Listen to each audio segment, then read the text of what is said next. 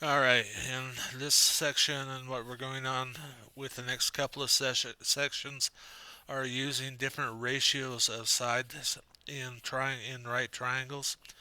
Today we're going to be using the tangent ratio. The tangent ratio is found by dividing the length of the opposite side by the length of the adjacent side. So angle A here at the bottom in the example, the opposite side is BC and the adjacent side is AC. If I wanted to find the tangent of B, the opposite side would be AC and the adjacent side would be BC. So first thing we want to do is we want to find tangent of angle S, and that's going to be equal to the opposite side, which is 80, divided by the adjacent side, which is 18, and we get 4.4444. All of these that we do with the ratios, we're going to go to 4 decimal points. So even if they don't have 4 decimal points, you'll use zeros to do the rest. So we want to find tangent R, which is going to be the opposite, 18 divided by 80, and that's going to equal 0.2250. And down here in problem 1, we want to find tangent J, which is going to be 24 divided by 32.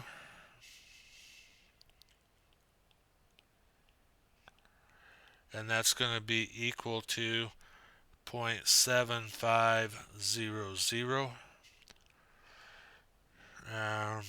Tangent K is going to be equal to the opposite, 32 divided by 24, and that's going to be equal to 1.3333. Problem 2, tangent J is going to be 8 over 15, and that's going to equal 0.5333, and that's J. Tangent K is going to be equal to 15 divided by 8. That's going to equal 1.8750.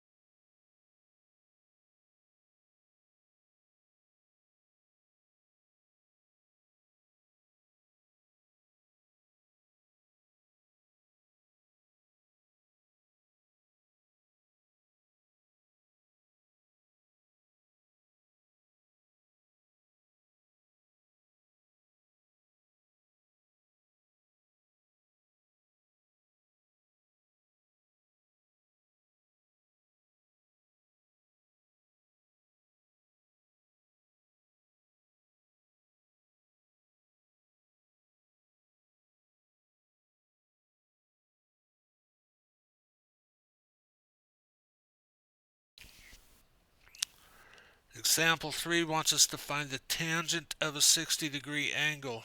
So remember that the long leg of a 60-30 as equal to the short leg times square root 3.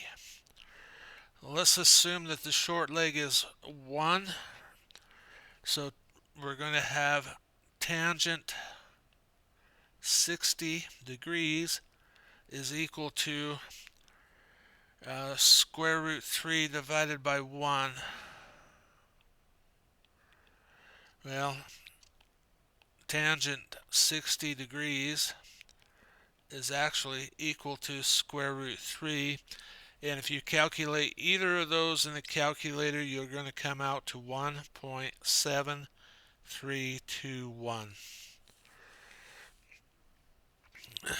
So on this case, we want to find x. So opposite over adjacent, so we're going to have tangent 61 degrees is equal to 22 over x. We're going to have x tangent 61 degrees is equal to 22, where x is going to be equal to 22 divided by the tangent 61 degrees, and we come out to about 12.2. On the distances, it's okay just to round to 1 decimal point. Finally, we're going to have tangent 56 degrees. I'm going to move this up just a bit. Is going to be equal to x over 13.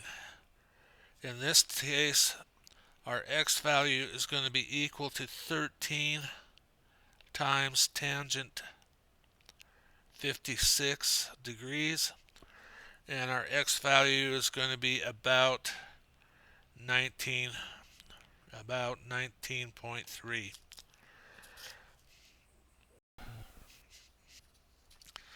Last problem here, we want to find the height of the tree.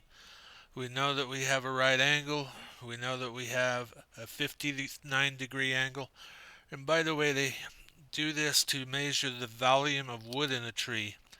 And they use a tool called a clinometer to find that angle degree.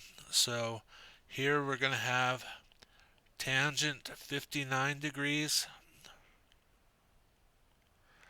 is going to be equal to our opposite, which is h, over our adjacent, which is 45. So in this case, I'm going to rewrite it. So h is equal to 45 times tangent 59 degrees, and multiply that out. H is about 174.9.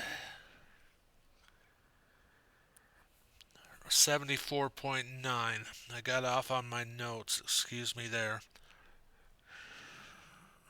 This one I want to use.